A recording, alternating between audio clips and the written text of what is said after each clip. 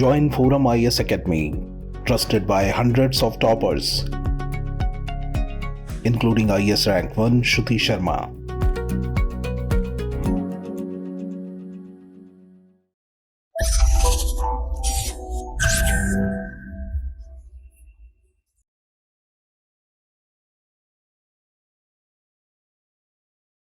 Hello friends, this is Gautam Pandey coming up with the next round of New Simplified. In this video, we will discuss about detecting and studying gravitational waves और साथ ही साथ ये भी समझेंगे why LIGO India matters. So first of all, let's see why it is news.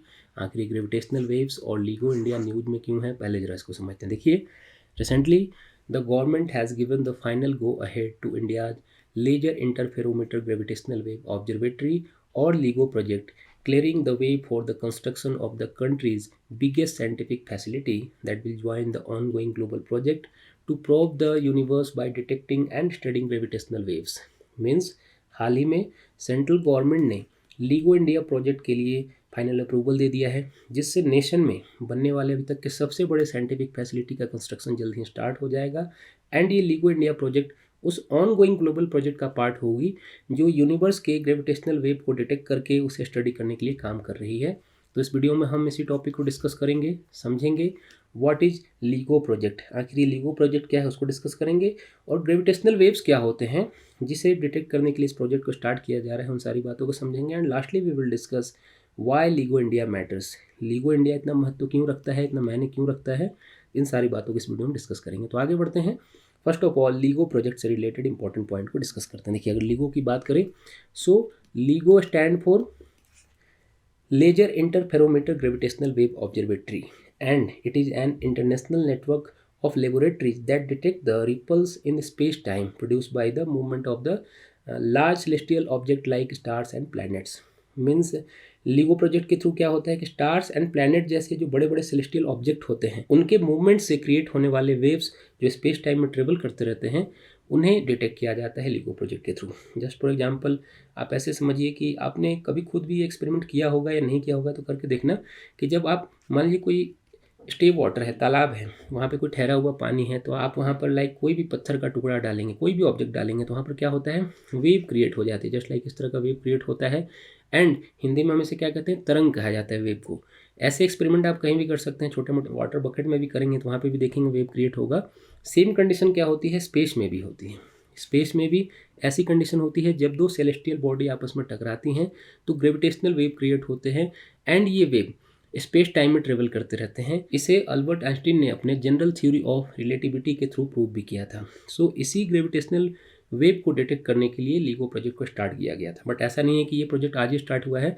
Gravitational wave को detect करने की कोशिश हम बात करें तो 1970s के टाइम से की जा रही है. ऐसा नहीं है कि आज स्टार्ट हुआ है, 70s के टाइम से काम चल रहा है.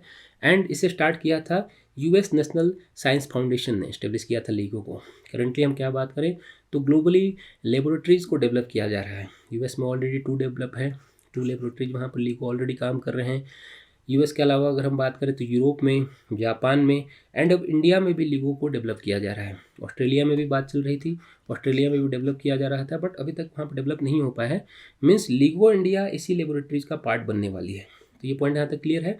अब जरा आगे बढ़ते हैं, डिस्कस करते हैं कि एग्जैक्टली ये ग्रेविटेशनल वेव्स होते क्या हैं जिसे डिटेक्ट करने के लिए बात की जा रही है. तो आखिर ये होता क्या है ग्रेविटेशनल वेव, उसे ज़रा डिटेल में समझते हैं. देखिए, सिंस वी ऑलरेडी डिस्कस कि जब आप स्टे वाटर में स्टोन का टुकड़ा डालते हैं तो वहाँ पर वेव क्रिएट होता है.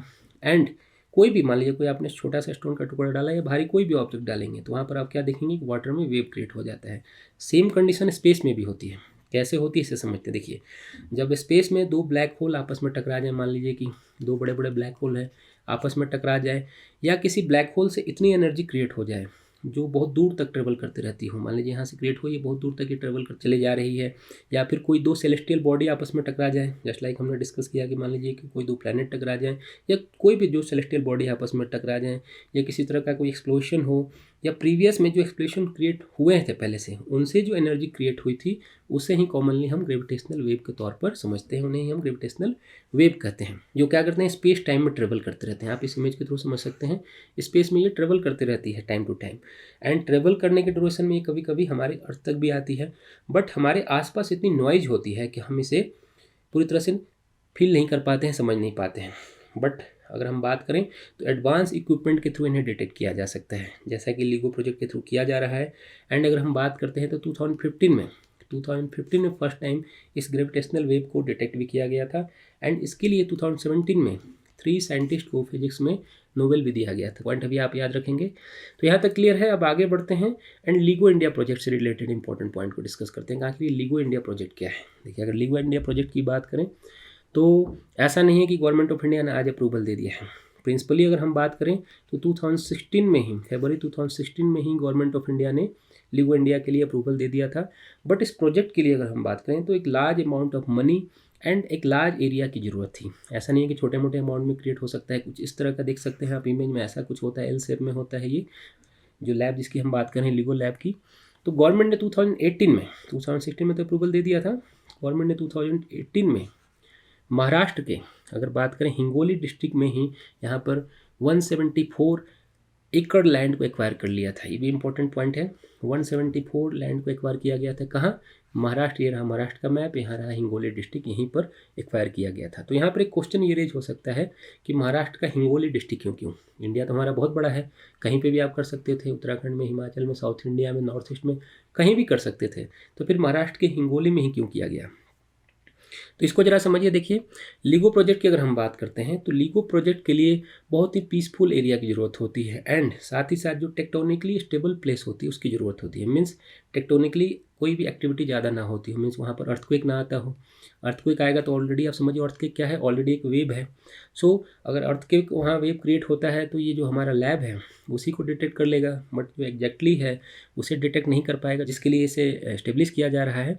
तो जो एक्चुअल ग्रेविटेशनल वेव है उसे डिटेक्ट करने के लिए इसके लिए एकदम पीसफुल की ज़रूरत होती है।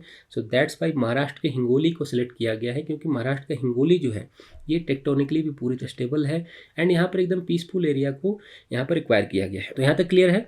अगर अब आगे बढ़ते हैं जरा समझते हैं। देखिए, सबसे इंपॉर्टेंट पॉइंट क्या है कि इस प्रोजेक्ट के लिए गवर्नमेंट ने 2600 करोड़ रुपीज़, ये पॉइंट याद रखेंगे, 2600 करोड़ रुपीज़ एलोकेट किया है। एंड इसके अलावा भी जितने भी और भी पैसे लगेंगे उसे गवर्नमेंट ऑफ इंडिया ही बेयर करने वाली है। एंड 2024 में इसका कंस्ट्रक्शन स्टार्ट हो जाएगा, जिसके 2030 तक एक्सपेक्टेशन है कि 2030 तक ये प्रोजेक्ट पूरी तरह से कंप्लीट हो जाएगा। तो ये पॉइंट याद रखिएगा। हिंगोली याद रखना है डिस्ट्रिक्ट को। प्रोजेक्ट के लिए कितना पैसे एलोकेट किए गए हैं? 2600 करोड़ रुपीज़।